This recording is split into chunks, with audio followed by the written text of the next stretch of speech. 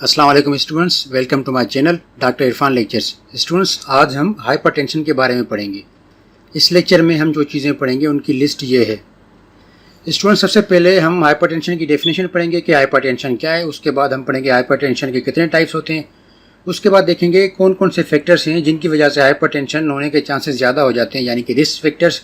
उसके बाद पैथोफिजियोलॉजी पढ़ेंगे हाइपरटेंशन की। उसके बाद पढ़ेंगे क्लिनिकल फीचर्स कौन से होते हैं, साइंस एंड सिम्टम्स कौन सी होती हैं। उसके बाद हम देखेंगे कि इसकी किस तरह डायग्नोसिस की जाती है हाइपरटेंशन की। उसके बाद ये सारी चीज़ें हो जाएंगी तो हम उसका ट्रीटमेंट यानी कि मैनेजमेंट देखेंगे कि हाइपरटेंशन को किस तरह मैनेज किया जाता है। लेकिन उससे पहले अगर आप लोगों ने मेरा चैनल सब्सक्राइब नहीं किया तो मेरे चैनल को सब्सक्राइब करें, फिर बेल के बटन पर टिक करें ताकि मैं जब भी न्यू लेक्चर अपलोड करूँ आप लोगों को नोटिफिकेशन आ जाए। तो आइए शुरू करते हैं। सबसे पहले हम देखेंगे कि हाइपरटेंशन क्या है। स्टूडेंट्स, जो हाइपरटेंशन है वो हमारी बॉडी की एक ऐसी मेडिकल कंडीशन है जिसमें हमारी बॉडी के जो आर्टरीज़ हैं उनका जो ब्लड प्रेशर है वो लगातार बढ़ा हुआ रहता है, इंक्रीज़ हो जाता है। तो उसको हम कहते हैं हाइपरटेंशन। हाइपरटेंशन को आम ज़बान में हम हाई ब्लड प्रेशर भी कहते हैं। यहाँ पे मैं एक चीज़ आप लोगों को बताऊँगा। स्टूडेंट्स, हमारी बॉडी का जो नॉर्मल ब्लड प्रेशर होता है वो होता है 120/80। अब मैं आपको एक चीज़ बताता हूँ। स्टूडेंट्स, हमारा जो ब्लड प्रेशर होता है वो सिस्टोलिक एंड डायस्टोलिक में हम इसको मेजर करते हैं और इसका जो यूनिट होता है वो मिलीमीटर ऑफ मर्क्यूरी होता है। ब्लड प्रेशर दो होते हैं, एक तो वो होता है जो ब्लड है हमारी बॉडी पंप करती है बॉडी की तरफ, और एक वो होता है जो ब्लड है बॉडी से वापस हार्ट के पास आता है ताकि हार्ट जो है हमारी वापस बॉडी को पंप कर सके। तो वो ब्लड है जो हमारी बॉडी पंप करती है वापस से हार्ट के पास, तो उसको हम कहते हैं डायस्टोलिक। और जो ब्लड है हमारी हार्ट से बॉडी की तरफ जाता है उसको हम कहते हैं सिस्टोलिक ब्लड प्रेशर। तो हमारी बॉडी का जो सिस्टोलिक ब्लड प्रेशर होता है वो नॉर्मल होता है 120 और जो डायस्टोलिक होता है वो होता है 80। तो जब भी हमारी बॉडी का सिस्टोलिक ब्लड प्रेशर जब वो 120 से ऊपर चला जाता है और डायस्टोलिक ब्लड प्रेशर वो 80 से ऊपर चला जाता है तो उस इंसान को हम कहते हैं इसको हाइपरटेंशन हो गई है। अब आते हैं टाइप्स पे। हाइपरटेंशन के 4 मेजर टाइप्स हैं। सबसे पहले हम आते हैं प्री हाइपरटेंशन पे। इसमें क्या होता है कि जो सिस्टोलिक ब्लड प्रेशर होता है वो 120 से 139 के बीच में रहता है और डायस्टोलिक ब्लड प्रेशर जो होता है 80 से 89 के बीच में रहता है। तो उस इंसान को हम कहते हैं वो प्री हाइपरटेंशन स्टेज में चला गया है। अगर किसी इंसान का ब्लड प्रेशर है, सिस्टोलिक ब्लड प्रेशर 140 से 159 होता है और डायस्टोलिक ब्लड प्रेशर 90 से 99 होता है तो उसको हम कहते हैं कि वो हाइपरटेंशन स्टेज 1 का पेशेंट हो गया है। अगर किसी का ब्लड प्रेशर 160 से अबव हो जाता है सिस्टोलिक ब्लड प्रेशर और डायस्टोलिक ब्लड प्रेशर 100 से ऊपर चला जाता है तो उसको हम कहते हैं वो हो गया है हाइपरटेंशन स्टेज 2 का पेशेंट हो गया है। एक और हमारे पास है ब्लड प्रेशर की कैटेगरी होती है, वो होती है प्रेगनेंसी इंड्यूस्ड हाइपरटेंशन। इसमें क्या होता है कि वो फीमेल से जिनको प्रेगनेंसी हो जाती है तो उसमें क्या होता है कि उनकी बॉडी में बहुत सारे हार्मोनल चेंजेस हो जाती हैं। तो बहुत सारे बॉडी में जब हार्मोन्स प्रोड्यूस हो जाते हैं जिनकी वजह से बॉडी का ब्लड प्रेशर बढ़ जाता है तो उसको हम कहते हैं प्रेगनेंसी इंड्यूस्ड हाइपरटेंशन। अब आते हैं हम रिस्क फैक्टर पे। ये वो फैक्टर्स होते हैं कि अगर उनमें से कोई एक या एक से ज़्यादा जो भी फैक्टर मौजूद है अगर किसी को भी है तो उसको हाइपरटेंशन होने के चांसेस बहुत ज़्यादा हो जाते हैं। पहला जो रिस्क फैक्टर है वो है एज। अगर किसी की उम्र 50 साल से ज़्यादा हो जाती है तो उसको हाइपरटेंशन होने के चांसेस ज़्यादा हो जाते हैं। अगर कोई अल्कोहल पीता है, कोई स्मोकिंग करता है या फिर किसी को डायबिटीज़ है उसको भी हाइपरटेंशन होने के चांसेस बहुत ज़्यादा हैं। अगर कोई इंसान सोडियम का इंटेक ज़्यादा करता है फिर वो नमक यानी कि साल्ट के ज़रिए या किसी और चीज़ के ज़रिए तो उसको भी हाइपरटेंशन होने के चांसेस ज़्यादा हो जाते हैं।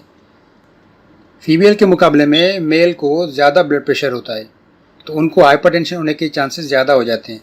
अगर किसी को ख़ानदानी मसला है ब्लड प्रेशर का तो उनको भी हाइपरटेंशन होने के चांसेस ज़्यादा हो जाते हैं। अगर किसी को मोटापे का मसला है, किसी की सेडेंटरी लाइफ स्टाइल है यानी कि किसी की डेस्क जहाँ पे वो सारा दिन रात बैठा रहता है, कोई काम नहीं करता, एक्सरसाइज नहीं करता, उसको भी ब्लड प्रेशर होने के चांसेस ज़्यादा हैं।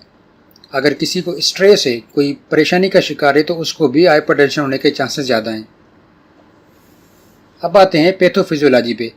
हमारी बॉडी का जो नॉर्मल ब्लड प्रेशर है वो हमारी बॉडी 4 मैकेनिज़्म के ज़रिए मेंटेन करती है। एक तो हमारी बॉडी का जो ब्लड प्रेशर है वो नर्व सिस्टम के ज़रिए मेंटेन होता है, दूसरा वेस्कुलर एंडोथीलियम के ज़रिए और तीसरा रेनल सिस्टम यानी कि किडनी के सिस्टम के ज़रिए और चौथा होता है एंडोक्राइन सिस्टम ग्लैंड्स के ज़रिए होता है। अब आते हैं क्लिनिकल फीचर्स पे। क्लिनिकल फीचर्स में पहले आपको ये बताऊं कि कभी कभार क्या होता है कि कोई भी सिम्टम ज़ाहिर नहीं होती और किसी इंसान को अगर कहीं पे ब्लड प्रेशर का कोई मरीज़ होता है, अचानक ज़ाहिर होता है, तो उसी को उधर ही हार्ट अटैक होता है और उधर ही इंसान की मौत हो जाती है। तो इसीलिए इसको कहते हैं कि जो हाइपरटेंशन है वो साइलेंट किलर है, कि ज़रूरी नहीं कि सिम्टम्स इंसान में दिखाई जा सकें। अगर इस फिगर को आप लोग गौर से देखें कि ये इंसान को हार्ट अटैक हो रहा है हाइपरटेंशन की वजह से, और इसका हार्ट ये आप देख रहे हैं, इसकी हार्ट मसल्स जो इस फिगर में दिखाई दे रही है, इसमें ब्लड वेसल आप देख रहे हैं, ये ब्लड वेसल की एक वाल है और ये ब्लड वेसल की दूसरी वाल है। तो इसमें ये येलो कलर का आप फेट देख रहे हैं और बीच में ये आप देख रहे हैं कि ब्लड घूम रहा है इसमें। तो इसमें जो येलो कलर की जो फेट जमा हो गई है, जिसकी वजह से इसको ब्लॉकेज होने के चांसेस ज़्यादा हो गए हैं। अगर ये फेट यानी कि कोलेस्ट्रॉल जो इसमें बढ़ गया है, तो अगर ये इसमें ब्लॉकेज हो जाती है तो वो हार्ट के पास ये जो ब्लड वेसल ब्लड लेकर जा रही है, तो उस हार्ट के पास वो ब्लड नहीं पहुंचेगा, जिसकी वजह से इंसान को दिल में शदीद दर्द होगा और हार्ट अटैक भी हो सकता है उसको। अब आते हैं सिम्टम्स पे कि अगर किसी को हाइपरटेंशन हो जाता है तो कौन कौन सी सिम्टम्स इंसान में ज़ाहिर होंगी कि हमें पता लगे कि उसको हाइपरटेंशन हो गया है। सबसे पहली जो उसकी कंडीशन है वो है सीवियर हेडेक। सबसे ज़्यादा बहुत शदीद सर में दर्द होता है, नज़र सही से नहीं आती, विजन प्रॉब्लम हो जाती है, सांस लेने में तकलीफ़ होना शुरू हो जाती है, बहुत दर्द होने लगता है, चेस्ट में दर्द होता है। उसके अलावा हार्ट बीट जो है वो इर्रेगुलर हो जाती है, नॉर्मल नहीं रहती। यूरिन में भी क्या होता है, पेशाब जब करता है तो उसमें खून आना शुरू हो जाता है। चेस्ट, नेक और थोड़ा थोड़ा पेन होना शुरू हो जाता है। अब आते हैं डायग्नोसिस पे कि अगर किसी को हाइपरटेंशन हो गई है तो उसको हम किस तरह डायग्नोसिस करेंगे, कंफर्म करेंगे कि हाँ जी इसको वाकई में हाइपरटेंशन हो गई है। सबसे पहले हम हिस्ट्री लेंगे कि अगर उसी को किसी खानदान में किसी को हाइपरटेंशन है, उसके माँ बाप भाई बहन में से किसी को, तो उसको भी हाइपरटेंशन होने के चांसेस ज़्यादा हो जाते हैं। अगर किसी को डायबिटीज़ है तो उसको भी हो सकती है हाइपरटेंशन। उसके बाद हम CBC करवाते हैं, कंप्लीट ब्लड पिक्चर है, खून की टेस्ट होती है, चेस्ट एक्सरे करवाते हैं और ECG इलेक्ट्रोकार्डियोग्राम करवाते हैं। इन सारी टेस्टों से हमें पता लग जाता है कि इसको हाइपरटेंशन है या नहीं। अब आते हैं मैनेजमेंट पे। अगर किसी को हाइपरटेंशन है तो उसका क्या मैनेजमेंट है, उसकी क्या ट्रीटमेंट है। सबसे पहली जो हम करते हैं वो लाइफ स्टाइल मॉडिफिकेशन करते हैं। लाइफ स्टाइल मॉडिफिकेशन में क्या होता है, सबसे पहला हम करते हैं उसका, अगर वज़न बढ़ा हुआ है तो हम वज़न कम करवाते हैं। अगर वो अल्कोहल पीता है तो अल्कोहल बंद करवा दें। उसको एक्सरसाइज रोज़ाना करवाना शुरू कर दें कि डेली 1 से 2 घंटा एक्सरसाइज करना शुरू करे, वॉक करे, रनिंग करे, जो भी करना चाहे, जिम ज्वाइन करे, एक्सरसाइज लाजमी है।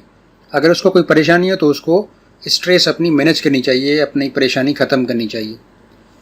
दूसरा मैनेजमेंट का तरीका है फार्माकोलॉजिकल।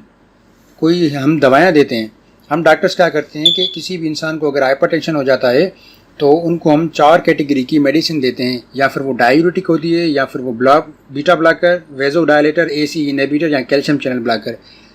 अब ये हमारी बॉडी में किस तरह एक्ट करती हैं, किस तरह ब्लड प्रेशर को मेंटेन करती हैं, मैंने पीछे आप लोगों को बताया कि ये चारों मेडिसिन जो होती हैं वो इनमें से किसी एक मैकेनिज़्म पे असर करती हैं, किसी एक मैकेनिज़्म को एक्टिवेट करती हैं, जिसके ज़रिए हमारी बॉडी का नॉर्मल ब्लड प्रेशर मेंटेन होता है।